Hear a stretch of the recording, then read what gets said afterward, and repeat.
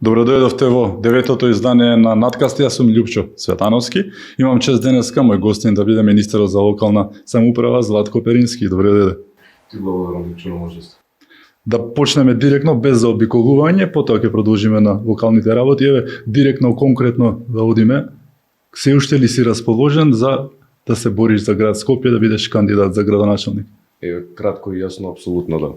Зошто ти би бил најдобриот избор за оваа позиција? Знаеш како? Дел од моево искуство во минатото и во јавниот сектор додека работев во рамки на градот Скопје, имав прилика да ги стекнам и да ги видам најголем дел од проблемите и аномалиите со кои што се соочува градот. Исто така, од друга страна, па сум мотивиран заради тоа што состојбите кои што моментално го тиштат градот Скопје се практично базичните проблеми, базичните потреби на граѓаните кои што не се задоволуваат, тоа дополнително ми дава мотивација. И на крај на денот имам прилика изминатите 8 месеци од новата влада, од составувањето на новата влада, да работам на полето и на тематиките кои што го тангираат и градот Скопје, тоа се локалната самоуправа и регионалниот развој, така да мислам дека овој спектрум на околности ми дава за право да кажам дека сосема доволно и солидно ги познавам околностите во кои што треба да се работи и дека можам да придонесам во таа насока на подобрување и надминување на овие општи состојби кои што се, за жал, испод секое достоинство за Скопјани. На 8 месеци пред локалните избори, кои се реално твоите очекувања, не само за Скопје, туку и на републичко ниво, како резултати? Генерално, ако ги гледаме бројките на последните анкети, можам да кажам дека имаме историски добри бројки. И ова не го говорам само декларативно, туку навистина е така. На централно ниво мислам дека овие локални избори ВМРО ДПМН како политичка опција има можност и услови да победи во скоро сите локални самоуправи. Очекувањата се големи, затоа што и бројките ни ги креираат практично тие очекувања. Јас навистина очекувам дека ќе имаме многу позитивен исход од локалните избори и дека уште подобар резултат и уште повеќе градоначалници ќе имаме од минатиот пат. Имаш, како што кажа и самиот, директно искуство како директор на едно од градските предпријатија во Скопје. Она црно петно што остана, нели, предпоставувам една црна епизода за тебе, имајќи предвид дека се работеше на крајот испадна клевета. Како гледаш на сето ова што се случуваше пред неколку години? Максимално искрено, за мене како човека и за моето семејство, навистина беше тежок период кој што го поминав со тие обвинувања неосновани кои што беа упатени на сметка на моето име и презиме.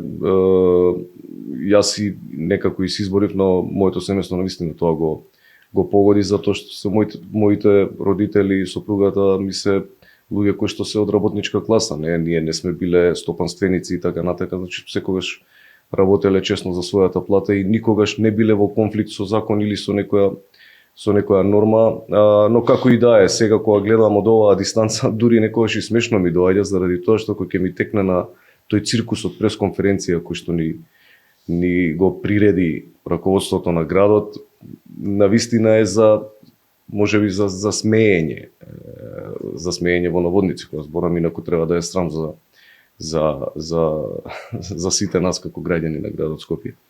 Многу беше интересно кога јас се трудев да дознам зашто сум обвинет и така натака. Тогаш се кажа еден збор самоволие. Ја, еве сега, вака, после 2-2,5 години, се уште не можам да објаснам или не можам да најдам друг некој пример кој што во рамките на јавниот политички живот, кој што е обвинет за самоволие без при тоа да се даде некој аргумент дека нешто е направено и така натака и така натака. Навистина смешно, но добро, такви беа констелациите во тој период. Нашиот политички опонент ја искористи практично незрелата реакција, ајде да не бидам погруб, од страна на раководството на градот Скопје и креираше проба да креира една политичка перцепција дека таму се случуваат криминали и така натака, но за среќа и они за многу краток период сватија за што станува збор и сето тоа заврши на начин на кој што заврши. На крај на денот, ако од овој агол гледам дека можеби е смешно комична ситуација, иако е трагична, од другиот агол кога гледам пак жалосно е што ние како жители на градот Скопје се уште немаме пречистителната станица.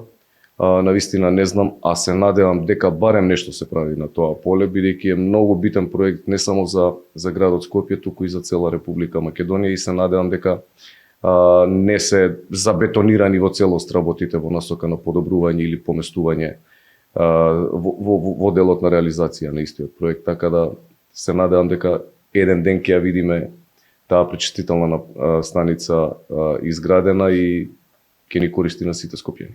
Сепак, она што нема да те убие, те прави посилен, така?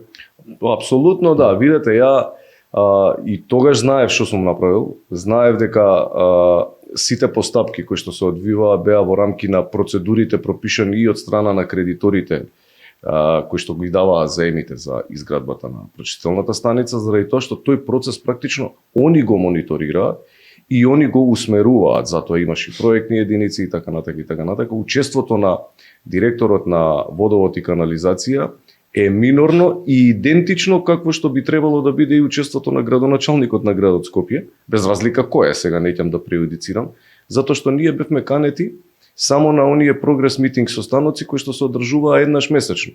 За волја на вистината, јас не присуствував на тие заради тоа што немаше никакви замерки од страна на проектните тимови дека некакви аномалии има кои што треба да се отклонуваат, и навистина имав доверба во тие луѓе кои што морам да кажам дека во голем дел од тие имиња и ги наследив од мојот претходник. Значи немаше тука некакви, како да кажам, тектонски пореметувања па да некој мисли дека нешто се случува.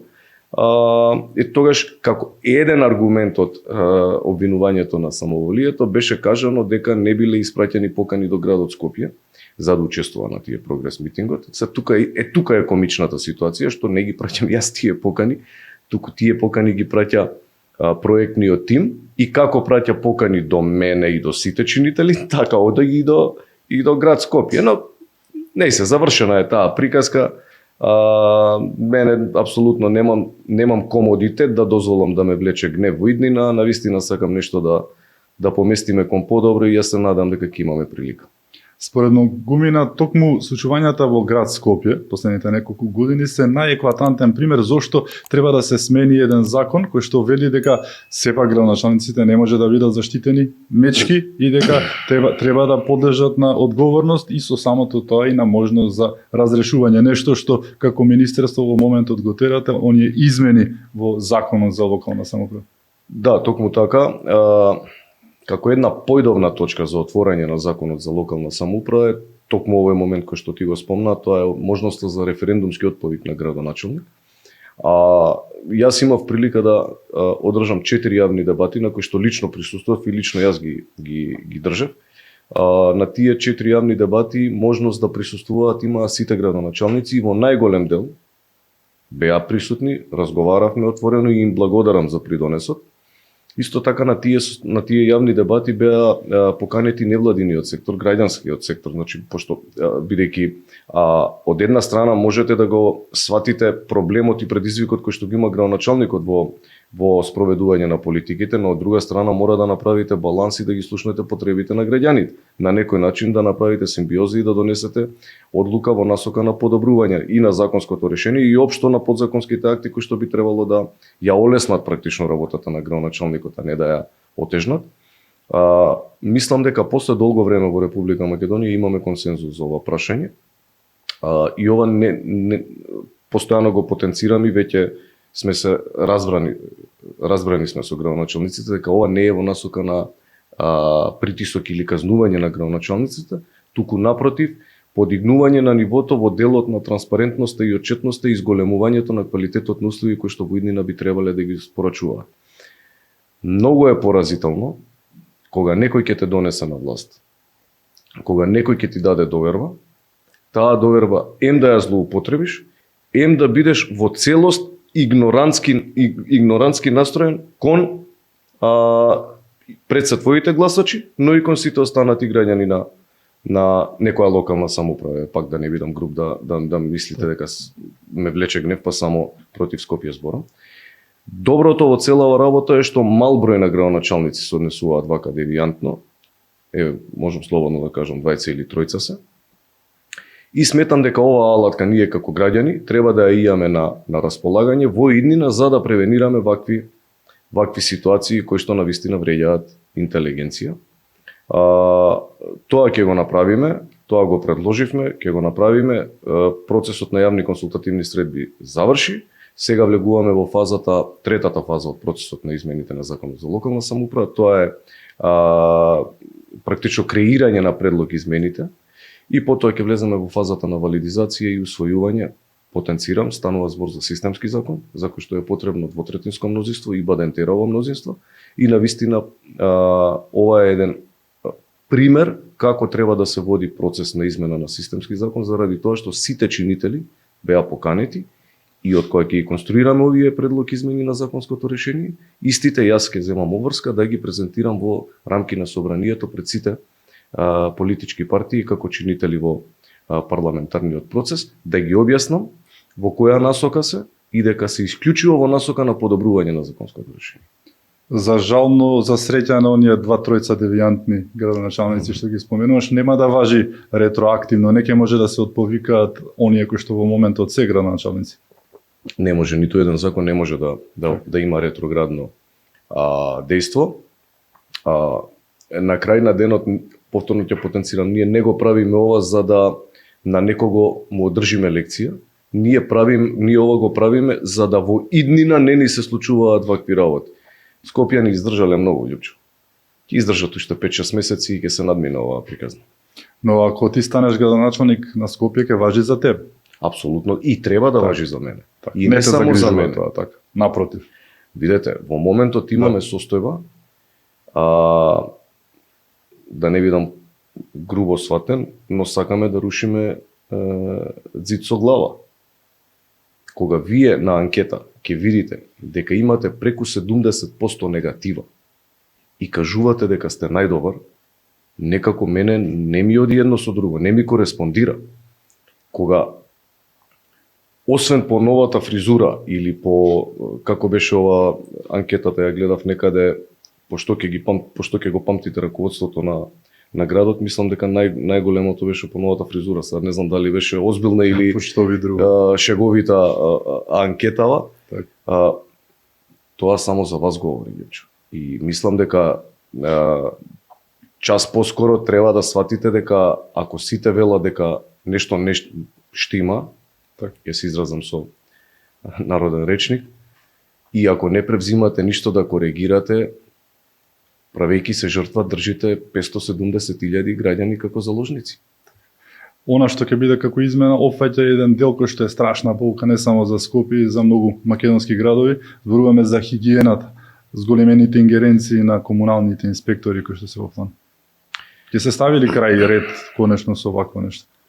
Процесот е отпочнат, како што реков, и тој процес исто така е предвиден согласно измените на Законот за локална самоуправа, покрај можноста за референдумскиот повик на градоначалник, во делот на изворните надлежности кои што законот ги дава на градоначалниците, во членот 22, став 4, кој што опишува комуналната дејност, предвидуваме да комуналниот надзор, народски кажано комунална полиција, биде предвиден како обврска за градоначалниците во идниот период. И сега тука паралелно треба да се доработат уште неколку работи, а тоа е да се отвори Законот за комунални дејности, кој што е под ингеренција на Министерството за транспорт, за да се тамо пак зголемат ингеренциите на самиот комунален надзор, за да може да постапува на терен. Исто така треба да се отвори и Законот за јавна чистота. Значи, тоа се процеси кои што ние како Министерство за локална самоуправа и како влада сме ги детектирале како слабости на постојните законски решенија и активно работиме на нивно отклонување. Рековме дека процесот на консултација е надминат. Вчера имав исто така една средба во влада каде што сите чинители практично беа поканети на покана на Министерството за локална самоуправа, беа присутни представници од Министерството за правда, од Министерството за внатрешни, од Министерството за демографија, од Министерството за образование, представници на ЗЕЛС имавме, отворено разговаравме за сите предлози кои што во моментот владата преку Министерството за локална ги работи и со конкретни заклучоци продолжуваме понатака. Во суштина, ако немаме системски пристап, системски промени на нешто кое што би требало да биде и креира трајно и одржливо решение, нема да постигнеме ништо. До сега бевме сведоци дека, повторно народски кажам, одиме еден чекор напред, 2,5 назад. Мораме да имаме системски целосен пристап за да направиме решенија кои што ќе бидат одржливи на долг рок. Да го решиме и надминеме ова аномалија која што не само Скопје, туку најчесто скоро сите локални самоуправи ги демне, а тоа е несоодветно постапување со јавните добра, мора да се реши само на овој начин. Препознавање системско во системски закон, доуредување со останатите закони, доуредување во делот на подзаконски акти и тука веќе имаме и права и обврски. И тоа е нешто кое што го работиме, повторно ќе кажам, веќе 3-4 месец и за многу кратко време овие предлог измени на законите ќе го видат светлото на денот. Се зафаќате со уште една битка која што е во моментов актуелна, се случува повеќе години предходно, зема силен замав. Сега зборуваме за онаа битка со девијациите, со девијантноста наречена вандализам, со уништувањето на урбаната опрема и јавните добра, нешто што страшно ги загрижува, но и многу ги иритира граѓаните, особено што се работи најчесто за малолетници кои што пак се заштитени од законот, тука е тој волшебен круг во кој што се вртиме, работите и на ова поле. Така е. Тоа е исто така дел од ова кое што пред малку го споменавме во насока на предвидување на комуналниот надзор. Но јас сакам тука да се задржам на еден друг аспект. Граѓаните се лојални кон системот само во оној момент кога се сигурни дека системот работи за нивните потреби. Во изминатите 7-8 години ние имавме примери каде што Бентли со 200 на сат ни возеше на плоштад. Имавме примери кои што овозможија да ја вреѓаат интелигенцијата на македонецот на дневна основа. Се креира и мултиплицира богаташи кои што немаат еден ден работен стаж и тие требаше да бидат рол модел за ова општество. И сега ние одеднаш ставаме прст на чело и велиме од кај излегува овие девијантни појави. Чекајте бе луѓе. Кого сте казнили? Што добро сте направиле за оваа држава? Пајакот, да не го заборавиме. Сите примери, да, се служувам. Мене ми е срам да ги споделам. Да. Пошто имам нагон на повраќање кога ќе ми текнат на тие времиња. Затоа велиме дека мора да има системски и долгорочни решенија и ние мораме да сватиме како граѓани и како народ. Ако сакаме да си ја сакаме оваа држава, ако сакаме чисто онака да ни биде да бидеме резистентни на све, тогаш ова е максимумот, повеќе од ова нема. Мораме да сватиме дека лојалноста на државата е во корелација со лојалноста на граѓанинот. Не може државата и системот да не одговара на потребите на граѓанинот, а да очекува дека граѓанинот ќе биде лојален на државата. Не оди таа работа. И затоа велиме ние ќе ги направиме сите потребни законски измени, ова да го ставиме во систем, градоначалниците да имаат механизам да си ги превенираат пред се девијантните однесувања, не само на малолетници. Тука ние не ги категоризираме луѓето. Барањето од страна на општина Центар беше да се инкорпорираат и малолетниците во законот за прекршоци во делот на општокорисната работа, која што морам да потенцирам дека веќе е препознаена во законот. Ние треба да најдеме решение за сите категории на граѓани. И тоа и го правиме. Уште една работа девијантна која што стана актуелна со смртта на младата Фросина, нешто што повторно е резултат, чинам, на сето она што се случуваше со уривањето на системот и со оние рол модели, оној аздис што го гледавме пред нас 7 години, кој што искриви многу вредности, но еве што како локална самоуправа, како локалните самоуправи, што може да направат околу ова спречување на дивењето по улиците, новите дивљаци без срам и перде што го прати, што стана македонска класика, особено за Скопје, но и во другите градови. Локалната самоуправа може да придонесе во насока на зголемување и подобрување на квалитетот на живот на граѓаните и тоа го правиме. Преку мерките кои што ги даваме како влада, тоа се оној прв јавен повик од минатата година и вториот јавен повик кој што во моментот е актуелен, ние даваме средства врз основа на проекти кои што самите локални самоуправи ни ги доставуваат, значи не им наложуваме ние што да прават, туку врз основа на нивните потреби, за на тој начин да овозможиме да се подигне квалитетот на живот во рамките на нивните средини. Знаете како?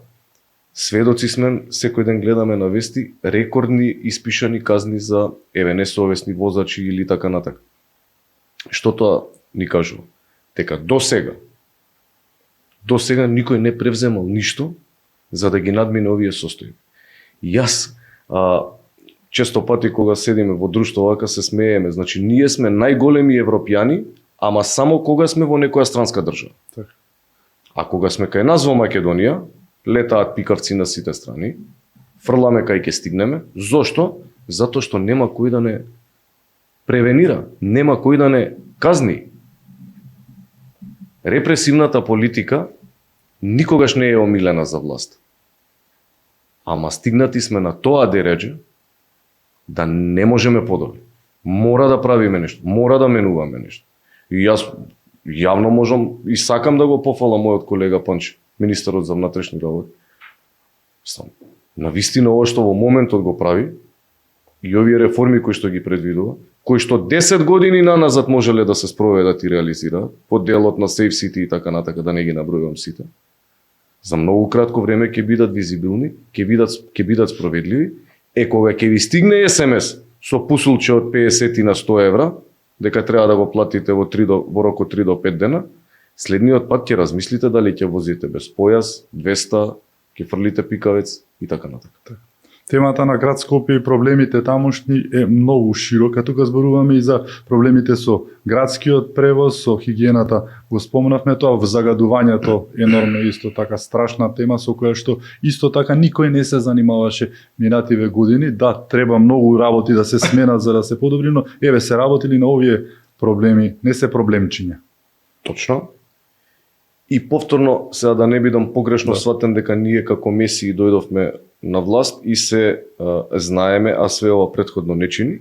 Јас само сакам да кажам дека овие проблеми кои што го тиштат градот Скопје во изминатиот период не се третирани соодветно заради тоа што ефектите би биле поинакви, не би ги имале сега овие проблеми со кои што сега се соочуваме. Сега тука мораме да бидеме искрени и да кажеме дека проблемите со загадувањето се тесно поврзани со проблемите со јавниот превоз, тесно поврзани со инфраструктурата на територија на град Скопје, тесно поврзани со паркиралиштата, можностите на движење тоест на недвижење за жал на луѓето во моментот, заради тоа што јавниот превоз ни е колабира. И тоа е еден сплет на околности кои што треба да се третира соодветно. Уште попоразително за мене е што ние сега збориме за метропола, која што ги нема решено или надминато базичните работи. Базичните. Значи, ја не зборам сега да градиме ние панорамско, не знам, разгледување на градот или жичарница или не знам што. Ние збориме за основа, која што во ниедна земја, не само од обкружувањето, од цела Европа, да ја кажем, овие проблеми не ги разговара, се тековна активност. Ние имаме проблем во основата. Министерството за животна средина во изминатиот период направи акцијски план во кој што презентираше краткорочни и среднорочни мерки. Она што председателот на владата ни го соопшти на седница на влада е дека во моментот се бараат партнери со кои што ќе се интервенира и ќе се изградат 2 конгенеративни централи на територија на град Скопје. Едната би била некаде околу фабриката, околу поранешната фабрика Охис, другата некаде би била на Зајчев рид. Во суштина проблемот со аерозагадувањето во Скопје настанува заради загревањето на домовите. И тоа загревање на домовите учествува некаде со 60% од загадувањето. Во моментот на системот на топлификација се приклучени околу 65.000 домаќинства. До околу 10.000 домаќинства има топловодна инсталација, но не ја користат услугата. Со овие 2 конгенеративни централи ќе опфатиме уште околу 60.000 домаќинства и практично ќе ни остане уште 1/3, значи околу 60-70.000 домаќинства во Скопје, кои што би требало државата да ги субвенционира со парични средства во насока на купување на котли со 95% искористеност на топлинска енергија. На тој начин долгорочно и трајно ќе се надминат проблемите со аерозагадувањето. И оваа мерка час поскоро треба да се почне и треба да е со поддршка на централната власт, како што и ќе биде, како што и веќе ја најави во неколку наврати председателот на владата, и на тој начин системски ќе го решиме аерозагадувањето. Паралелно ќе треба да се подобрат условите во јавниот градски превоз, ќе треба да се направат системски поместувања во делот на велопатеките во рамки на градот Скопје, во делот на проекции на нови автобуски линии кои што треба да ги сервисираат потребите на граѓаните, да не биде пак парцијални решенија, една ќе земаме 70 милиони евра заем за една линија од Лисиче до Ѓорче, а други веќе ги ферментираме понатака некогаш во иднина. Значи, немаме средства, све по 3 пати плаќаме. Треба да се стават на хартија и да се разработи еден стратешки план кој што ќе детерминира минимум 20 години. Сите паметни и развиени земји така растат и така ги прогнозираат работите. Во моментов оди кампањата и теренските посети, подобро кажано, на каде што срцето е дома, само што започна, веднаш те обвинија дека започна предвремено, порано со кампањата за локалните избори. Започна ли со кампањата? Види, Љупчо, Да. јас сум министер за локална самоуправа. Министерството за локална самоуправа тангира две области. Тоа е локалната политика и регионалниот развој. Јас стварно не можам да сватам зашто досега министер за локална самоуправа немал прилика или желба или можност да оди во посета на локалните самоуправи, да ги слушне потребите на оние кои што го спроведуваат законот за кој што он е одговорен, од една страна, и од друга страна да ги слушне кои предизвици ги имаат граѓаните на ниво на креирање на локална политика, тоест на исползување на бенефитите од локалната политика. Јас имам плата за ова, Љупчо. Мене ова ми е обврска да го работам. И јас ако не го работам ова, јас немам што друго да работам. Јас не можам да се мешам во ингеренции на други министерства или на други ресори. Она што е поразително за мене е што овие две тематики, локалната политика и политиката на регионален развој, во изминатите 15 години биле само бројка во рамки на владата. Тоа е за срамот.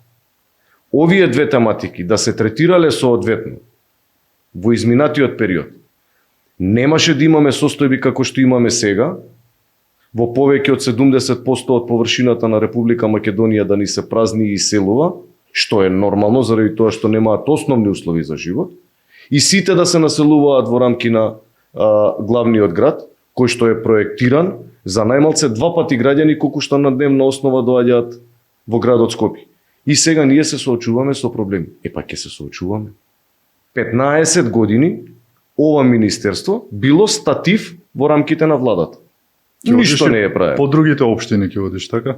Ќе одам из цела Македонија. Значи не се кандидираш за председател на државата, туку ако бидеш, ќе бидеш кандидат за Скопје. Сакам да кажам, ова ми наликува како еве министерот за земјоделие да не сме да се сретне со оризопроизводителите или пак со јаболкарите, или пак МВР Тошковски да не сме да отиде да види полицијата, што прави. Така ми оди работата за мерките што доаѓаат на твоја адреса, така. Како јас би креирал политика, како јас би менувал системски закон, ако луѓето кои што треба да го спроведуваат не ги слушнам што мислат за тоа. И ако не ги видиш проблемите на терен, на лице место, така? Апсолутно. Да. Сега, тоа што јас трошам повеќе поголем дел од моето слободно време за овие работи, тоа не може некој и нема право тоа да го карактеризира дека е кампања за град Скопје.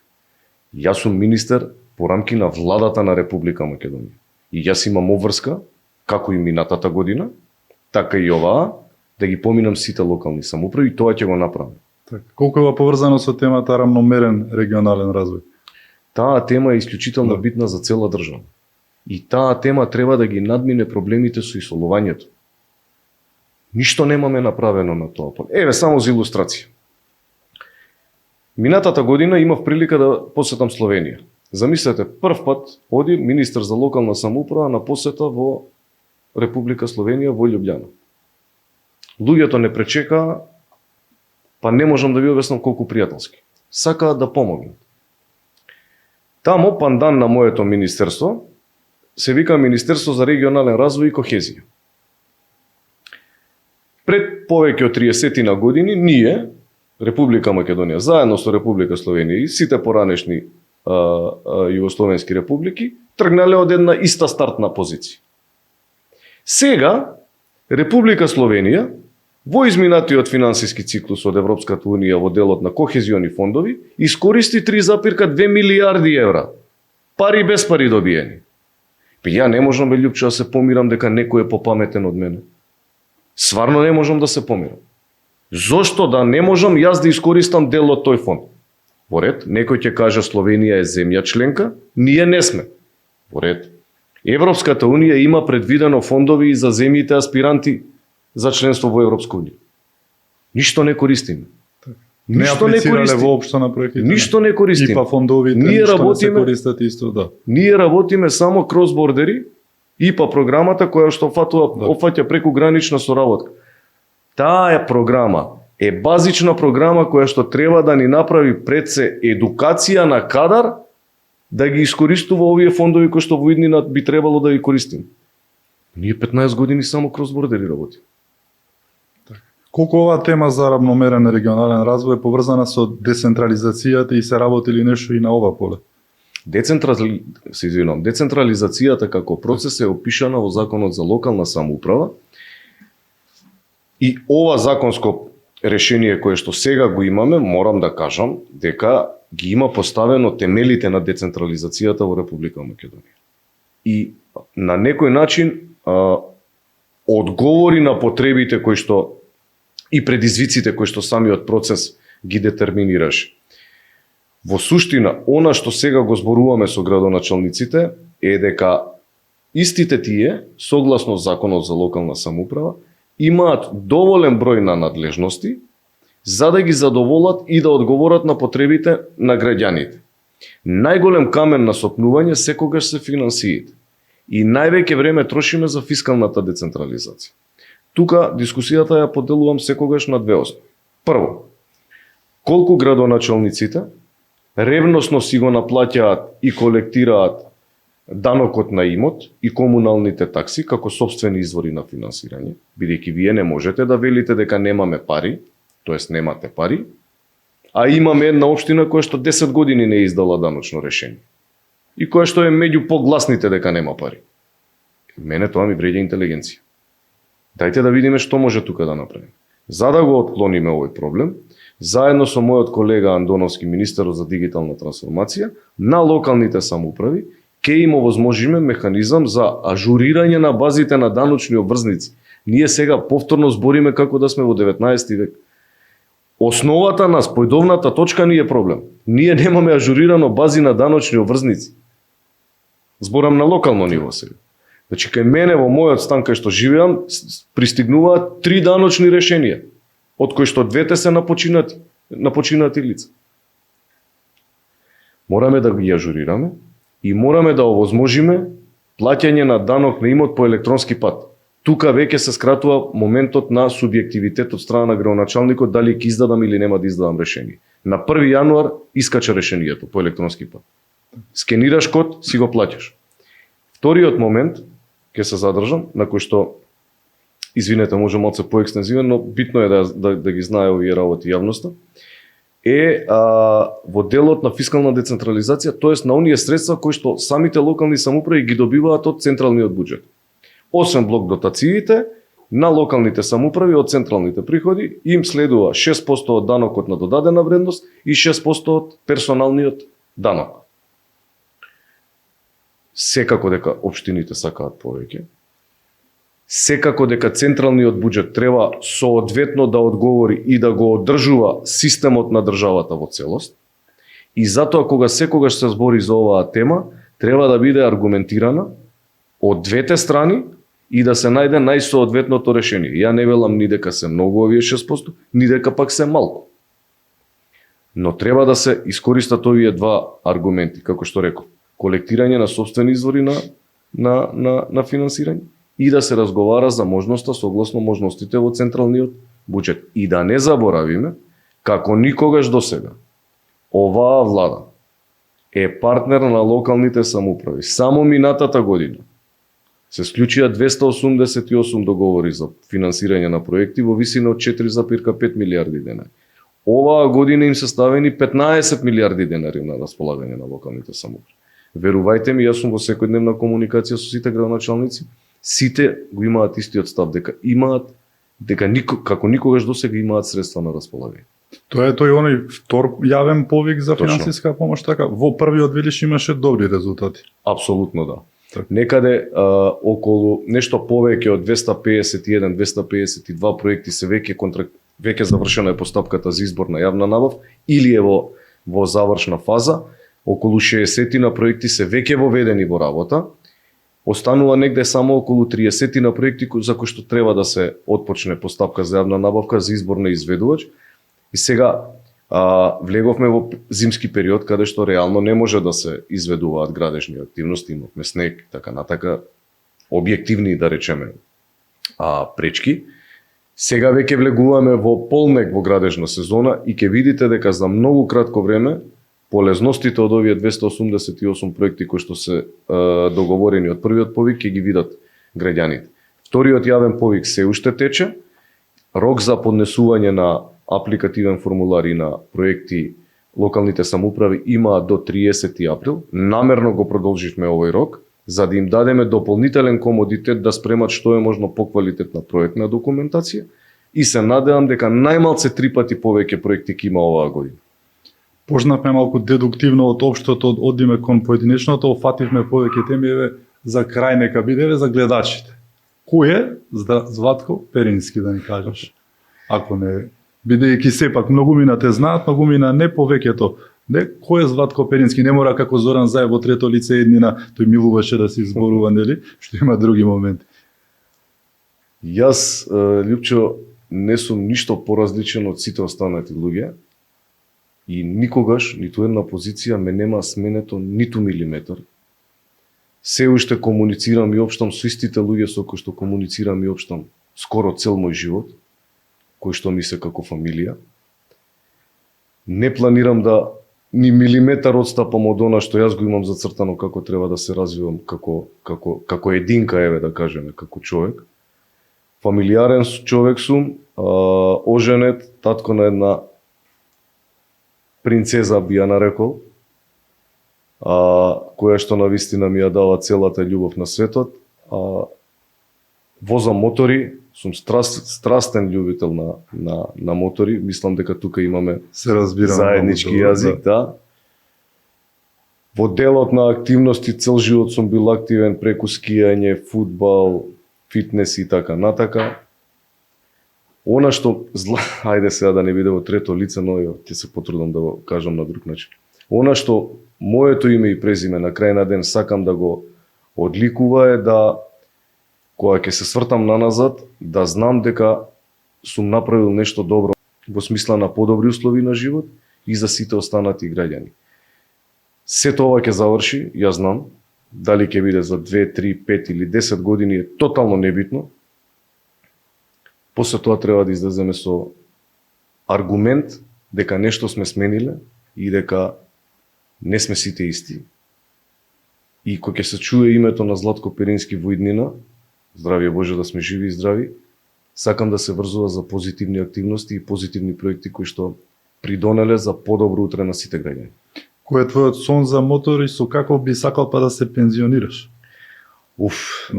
Тешко прашање за во мотор. Во моментот возам Adventures, знаеш што е. Стила, да. Да.